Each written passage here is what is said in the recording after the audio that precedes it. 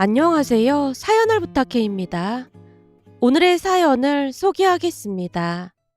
어느 날 집에 들어오던 아들이 온몸을 부르르 떨며 말했습니다. 무슨 바람이 이렇게나 많이 부는지 모르겠네요. 아까 잠깐 마트 다녀왔는데 바람 불어서 혼났다니까. 배고프지? 밥 차려놨으니까 얼른 손 씻고 와. 라며 국을 따끈히 데우기 위해 가스레인지 불을 켰습니다. 곧 아들이 식탁에 앉았고 둘이 같이 식사를 하고 있었는데요. 초인종 울리는 소리가 들려서 제가 말했어요. 엄마가 가볼 테니까 넌 밥 먹고 있어. 제가 가도 되는데. 종일 공부하다 와서 피곤할 텐데 밥 먹어. 엄마도 일하고 오셨잖아요. 아들 말에 대꾸하지 않고 인터폰으로 확인했는데요. 선뜻 누군지 알아보지 못한 채 제가 물었습니다. 누구세요? 여보, 나야. 문 좀 열어봐. 누구시라고요? 여보, 나야 나. 당신 남편. 죄송한데 집을 잘못 찾아오신 것 같습니다. 라며 제가 인터폰을 내려놓으려고 했는데요. 칼칼하다 못해 찢어질 듯한 여자 목소리가 다시 들려왔습니다. 성우애미야, 나다 나.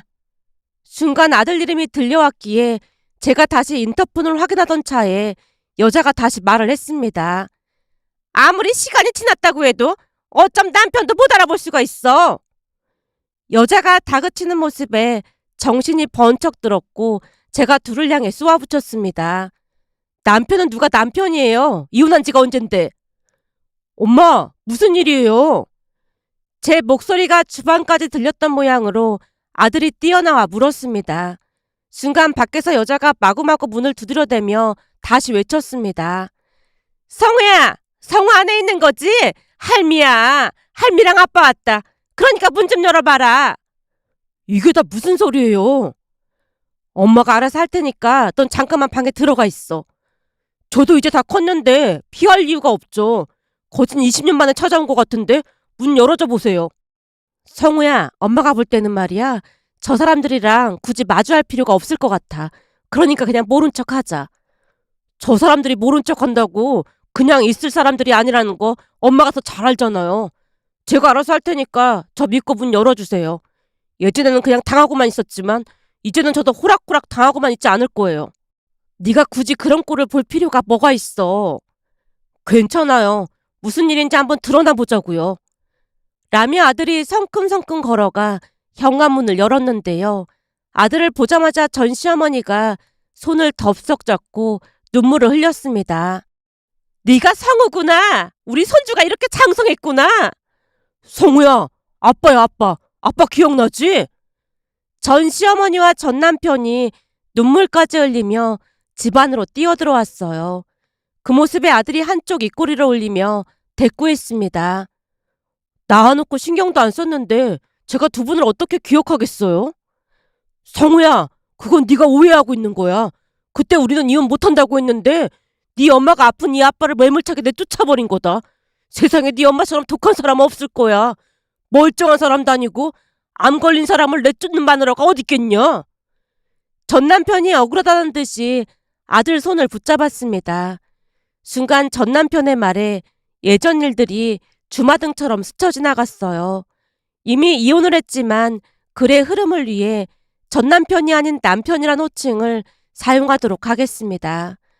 그 사건은 어느 날 남편의 학교 선배가 남편에게 일자리를 제안하면서 시작됐어요. 어느 날 저녁 식사를 하던 중 남편이 말을 꺼냈습니다. 여보, 할 말 있는데 말이야. 내 대학 선배 중에 민철 선배라고 있잖아. 지방에서 사업한다던 그 선배 말하는 거야? 맞아. 지방에서 사업해서 성공했다고 저번에도 밥 사줬잖아. 그래, 기억나. 근데 그 선배가 왜? 사실은 저번 달에 그 선배한테 연락이 왔었는데 나보고 일자리 마련해 줄 테니까 같이 일하자고 하더라고. 뭐? 그럼 지방으로 내려가겠다는 말이야? 그렇지. 만약 그 선배랑 일을 하려면 내려가야지. 근데 내가 회사를 안 다니는 것도 아니고 지금 회사 다니고 있는데 그럼 나보고 회사 그만두란 말이야? 제가 남편을 빤히 바라보자 남편이 손사래를 치며 외쳤습니다. 당신은 오래 다닐 수 있는 회사인데 그건 절대 안 되지. 그럼 뭘 어떡하겠다는 거야? 그래서 말인데 우리 당분간만 주말 부부 하면 안 될까? 뭐? 주말 부부? 그래, 주말 부부. 내가 괜히 그러는 게 아니라 그 선배가 하는 말이 내려오기만 하면 여기서 받는 월급보다 훨씬 많이 준다고 하더라고. 조금 있으면 우리 아들도 태어나는데 조금이라도 돈을 더 벌어야 아낌없이 지원해 줄 수 있을 거 아니야. 난 내 자식한테 부족함 없이 다 해줄 생각이거든. 남편이 잔뜩 힘주어 말하고 있었는데요.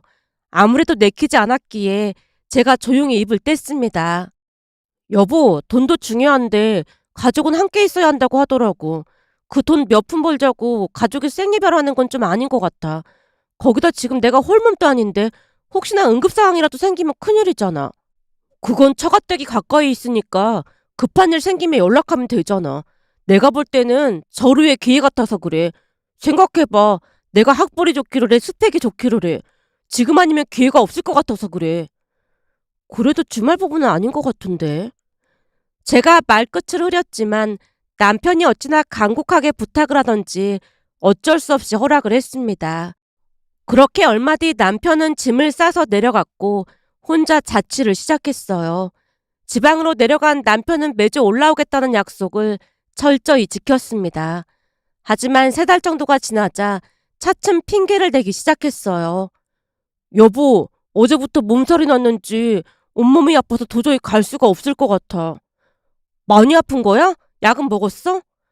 그냥 약국에서 종합 감기약 사 먹었는데 한숨 푹 자고 나면 괜찮아질 것 같아. 그래서 말인데 오늘 못 갈 것 같은데 어쩌지? 당신 몸이 우선인데 당연히 그냥 쉬어야지. 아프다고 밥 거르지 말고 잘 챙겨 먹고. 아님 이번에는 내가 내려갈까? 라며 제가 물었는데요. 몸도 아픈데 혼자 있을 남편이 안쓰럽기만 했거든요. 하지만 남편이 극구 말렸습니다. 아니야. 당신이 홀몸도 아니고 지금 만삭인데 괜히 내려오다가 무슨 일이라도 생기면 어떡해. 당신이 내려온다고 하면 오히려 불안해서 더 아플 것 같아. 알았어.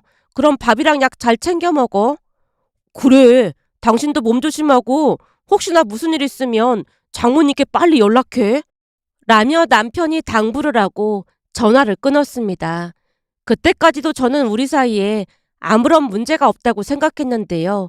그도 그럴 수밖에 없었던 것이 이직을 한 뒤로는 훨씬 많은 월급을 꼬박꼬박 보내오기도 했고 집에 못 오던 날이면 항상 전화로 사과를 했거든요. 하지만 시간이 지날수록 남편이 집에 오는 횟수는 점점 줄어갔고 그 사이 저는 남편도 없이 출산을 했습니다. 출산을 하고 며칠 뒤에야 남편을 볼 수 있었고요.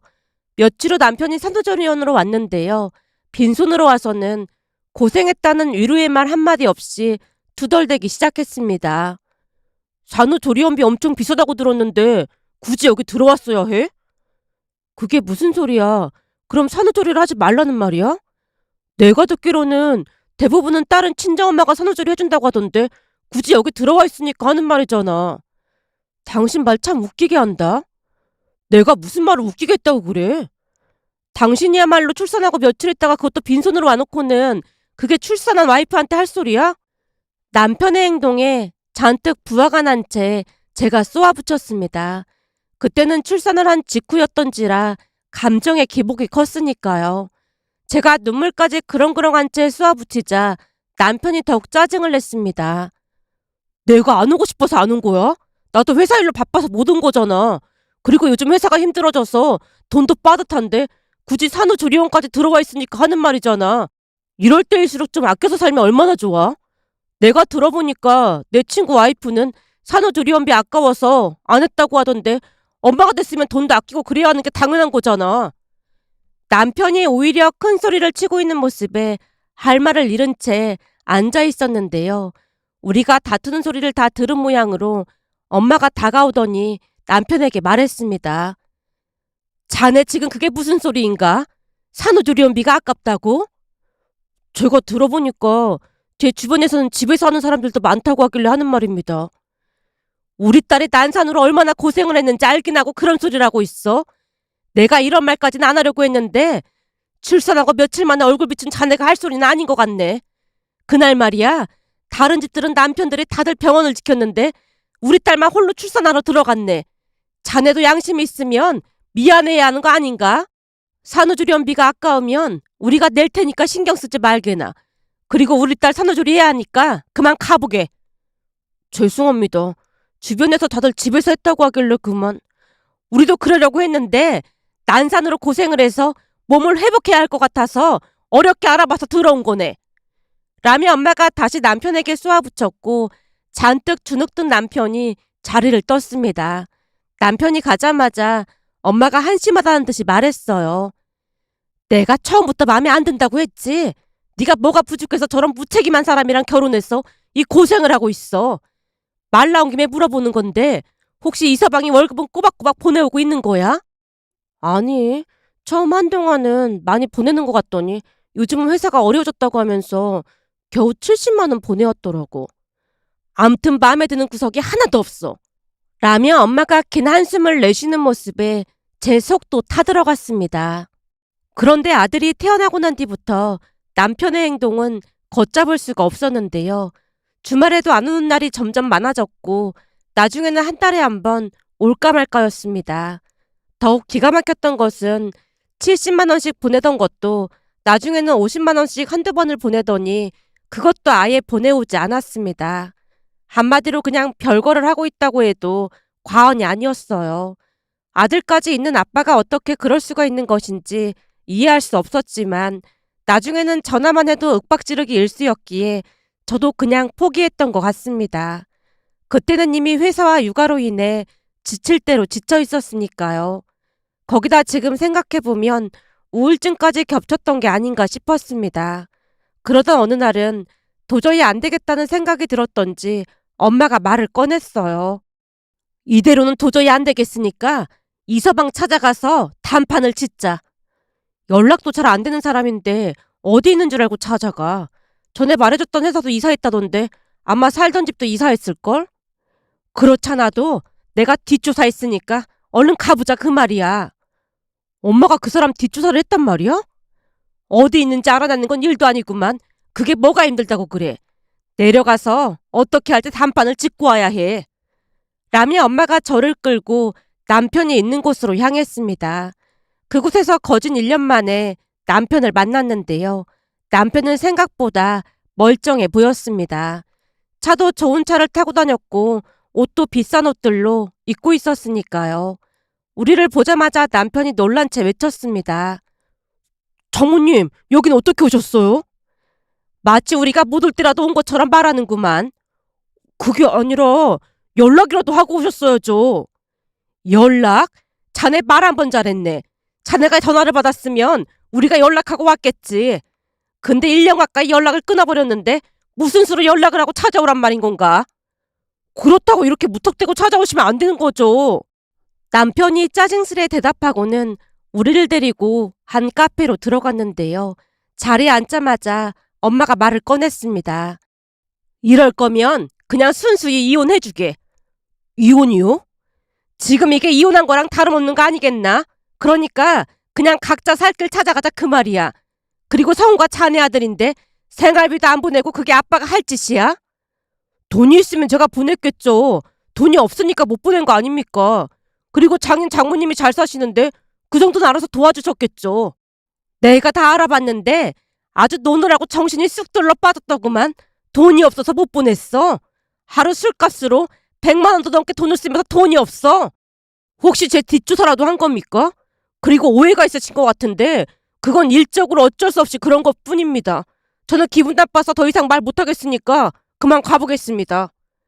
갈 때 가더라도 이혼을 해주고 가라고! 엄마가 빽 하고 소리를 쳤고 남편이 머뭇거리더니 말했습니다. 조만간 올라갈 테니까 다시는 찾아오지 마세요. 빨리 안 오면 다시 찾아와서 내가 난장판을 만들어 놓을 테니까 그런 줄 알아. 알았다니까요. 그리고 자네한테 한마디만 더 하자면 지금 자네가 딴 여자랑 살고 있는 거 다 알고 있으니까 순수히 이혼해줘야 할 거야. 라며 엄마가 남편을 노려봤고 제가 놀란 채 엄마를 빤히 바라봤는데요. 남편이 허겁지겁 카페를 나서고 있었습니다. 남편이 나가자마자 제가 물었어요. 뭐야, 저 인간한테 여자도 있었던 거야? 넌 상관할 거 없어. 내가 조사해보니까 술 먹다가 눈이 맞은 모양인데 하는 짓 하고는 아주 수준 떨어진다니까. 그래서 내가 이혼 서두르라고 하는 거야. 되도록 빨리 저 인간이랑 정리하고 새 출발할 생각해. 우리가 돈이 없는 것도 아니고 성우는 우리가 키워줄 테니까.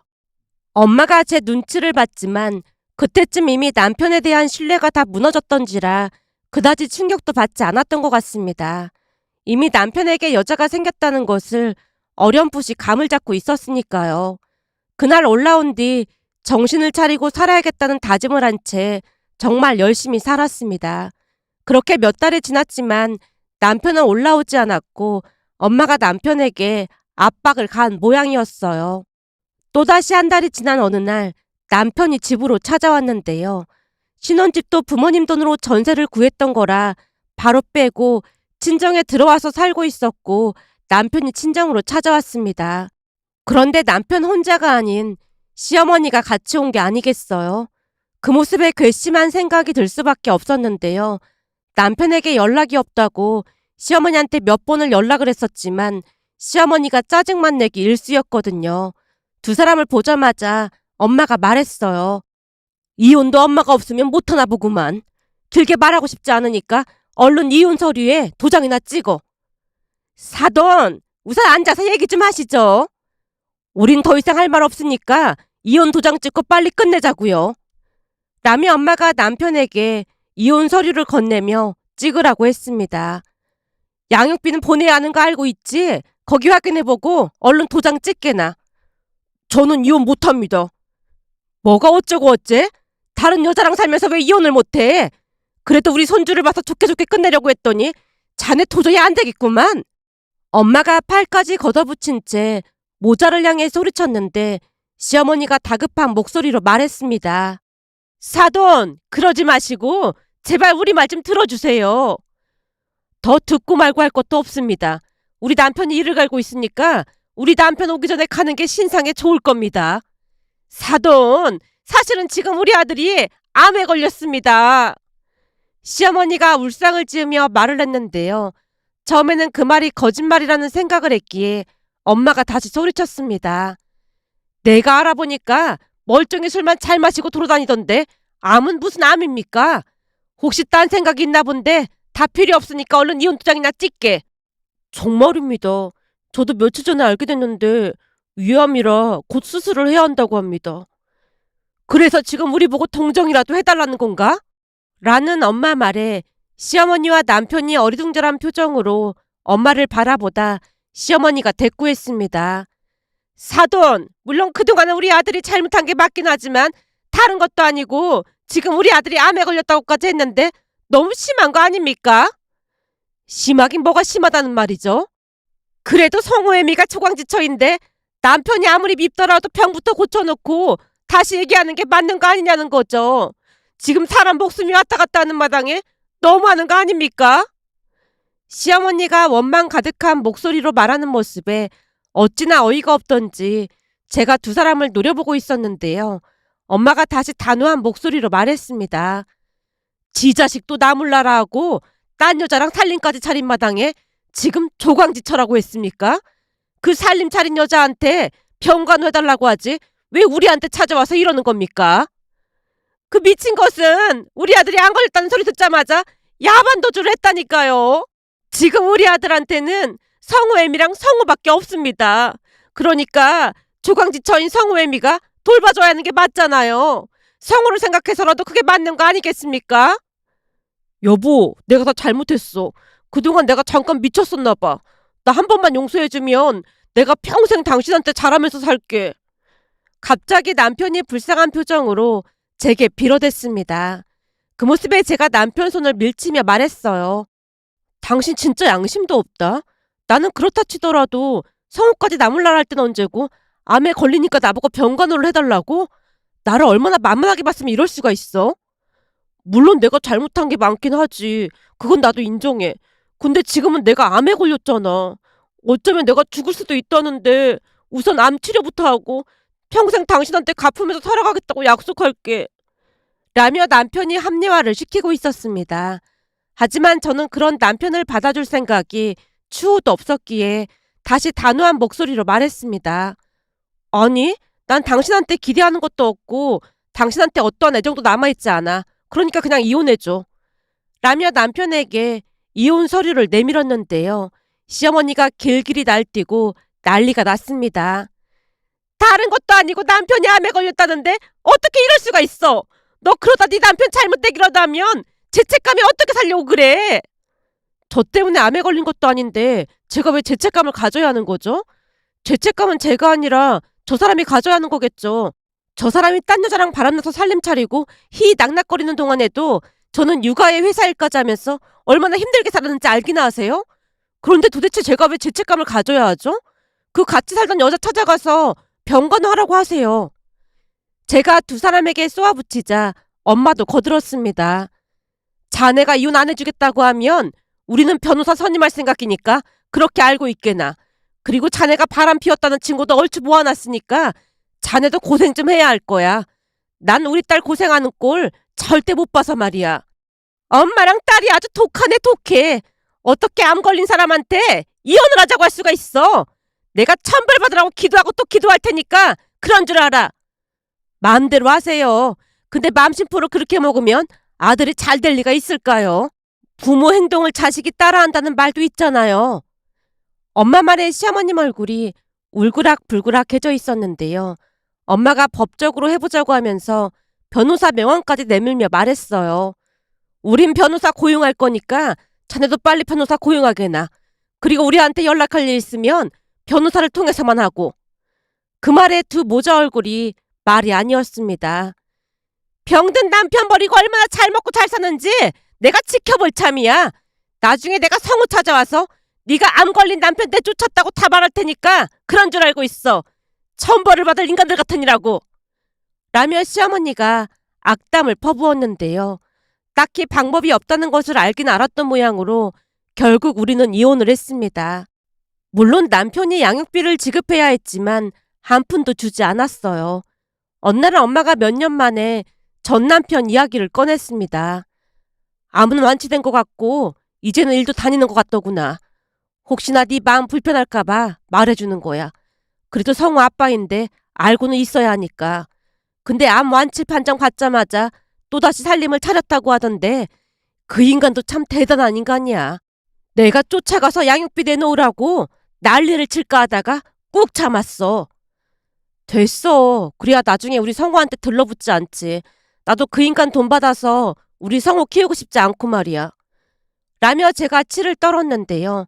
정말이지 두 번 다시 마주하고 싶지 않았으니까요. 그 이후 저는 아들을 키우면서 나름 행복한 시간을 보냈어요. 주변에서 재혼하라는 말도 많았지만 전 남편에게 질릴 대로 질렸던지라 재혼하고 싶은 생각이 추후도 없었습니다. 거기다 괜시레 재혼하게 되면 혹여나 아들이 눈칫밥이라도 먹게 될까 싶은 생각도 들었고요. 그리고 그런 제 마음을 잘 알기라도 하듯 아들은 착하게 잘 커졌습니다. 학교를 다니는 내내 1등을 놓쳐본 적이 없던 아들은 의대에 당당히 합격을 했고 열심히 공부를 하고 있었어요. 그런데 그날 전 남편과 전 시어머니가 찾아와서 기가 막힌 소리를 하는 바람에 잠시 넋을 놓고 있었는데요. 그동안 무슨 일이 있었던 것인지 전 남편의 얼굴은 제가 알던 그 모습이 아니었습니다. 삐쩍 마른 모습에 얼굴도 거무튀튀한 모습이었어요.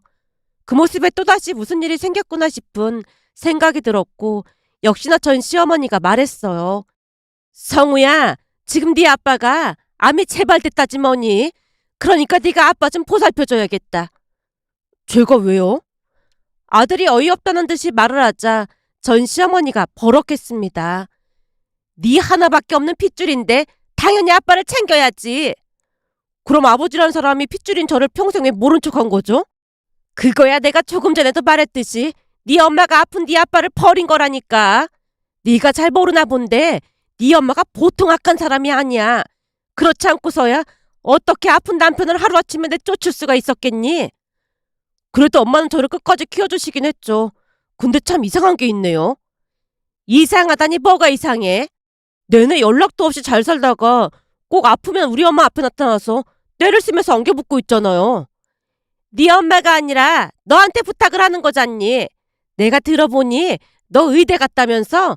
그러니까 네가 앞으로 네 아버지 좀 보살펴다오. 네가 평생 엄마를 잘 보살폈으니까 이젠 아버지를 보살피는 게 맞는 거잖니. 라는 전 시어머니의 말에 아들이 휴대폰에 있는 계산기 기능을 열더니 조용히 입을 뗐습니다. 제가 엄마를 보살핀 게 아니라 엄마가 저를 보살핀 거겠죠. 그리고 제가 공부를 좀 해봤는데 부부가 이혼을 하면 자식이 있을 때는 양육비라는 걸 줘야 한다고 하더라고요. 근데 저는 생부라는 사람한테 양육비를 10원 한 푼 받아본 적이 없습니다. 그건 매달 100만 원씩만 계산해도 1년에 1200만 원이니까 그걸 20년만 잡아도 2억 4천만 원이네요. 근데 잘은 모르겠지만 아마도 매달 100만 원 넘게 보냈어야 하는 게 맞을 겁니다. 그러니까 그 양육비 한꺼번에 주시죠. 우리 엄마가 저를 키울 때 들어간 돈보다는 훨씬 적은 돈이긴 한데 정확히 계산해 보려면 변호사 상담을 받아보던지요. 뭐? 2억 4천을 달라고? 거기에 그동안 밀린 이자는 빼고 제시한 거니까 다행이라고 생각하세요. 그러니까 양육비나 정산해 주시고 그런 말을 하시죠. 혹시 제 말이 거짓말 같으면 아는 변호사한테 다시 계산해서 가지고 오라고 해볼까요? 아들이 어찌나 침착한 목소리로 말을 하던지 두 모자의 눈동자가 심하게 흔들리고 있었는데요. 잠시 당황한 채 서 있던 전 시어머니가 소리쳤습니다.